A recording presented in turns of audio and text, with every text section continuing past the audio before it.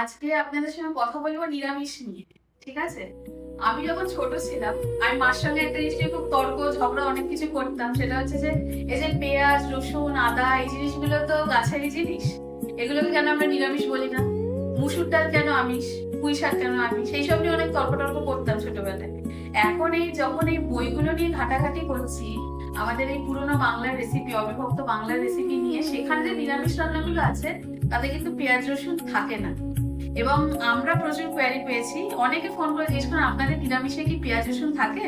আমি তাদের বলছি যে না, থাকে না। এখন মার কথাটা মেনে নিয়েছি, নিরামিষ খাবারে পেঁয়াজ রসুন দেওয়া যাবে না। এবং রেসিপি বুক গুলোও কিন্তু তাই বলছে, নিরামিষ খাবারে তারা পেঁয়াজ রসুন দেয়।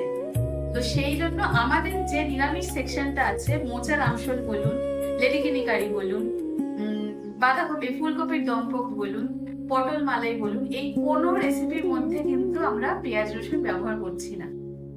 তো আপনারা যারা পেঁয়াজ রসুন ছাড়া ভেজ খুঁজছেন, আমি প্রচুর কমেন্টও পাই, কমেন্টে দেখেছি যে ভেজ অপশনস, আমাদের ভেজ তো লটস অফ অপশনস আর দেয়ার, প্রচুর অপশন রয়েছে ভেজের, আর প্রত্যেকটাই কিন্তু পেঁয়াজ রসুন ছাড়া।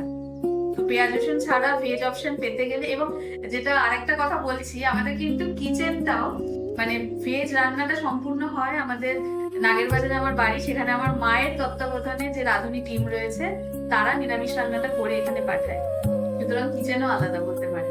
তো নিরামিষ রান্না খুঁজতে, বাঙালি নিরামিষ রান্না যারা খুঁজছেন তারা কিন্তু পার্বণীতে আসতেই পারেন। পার্বণী তাদের কাছে আমি তো বলবো মানে বেস্ট অপশন। পার্বণীতে নিরামিষ পদের লিস্টটা কিন্তু অনেকটা বড়। তার মধ্যে কিছু জিনিস সামনে রয়েছে, কারণ শুটে যেগুলো ব্যবহার করব সেগুলো তো আর খাওয়া হবে না, মানে আমাকেই খেতে হবে, আর আমার তো খাওয়াটা লিমিট আছে। তো আজকে আমি একা অবশ্য খাই না, আমার ক্যামেরার পেছনে শান আছে, ওইদিকে শুভ আছে, আমরা সবাই মিলে খাবো।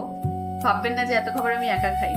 তো আমি কয়েকটা জাস্ট নিরামিষ আইটেমের সঙ্গে আপনাদের পরিচয় করেছি। এইটা যেমন শতরূপা বন্দ্যোপাধ্যায়ের বই থেকে আমরা পেয়েছি, পটল মালাই, অসাধারণ একটা রেসিপি।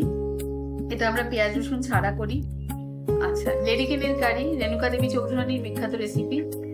তার পাশে আছে হচ্ছে মোচার আমসল আর আমের গোলগোলা, এটা আছে ঠাকুরবাড়ির পোলাও, আর মোচার চনকান্ন, যেটা নিয়ে এখন বহু চর্চিত চলছে, বহু চর্চা চলছে। আর মোচার চনকান্ন আমাদের নতুন আইটেম, এবং এসেই সবার মন জয় করছে।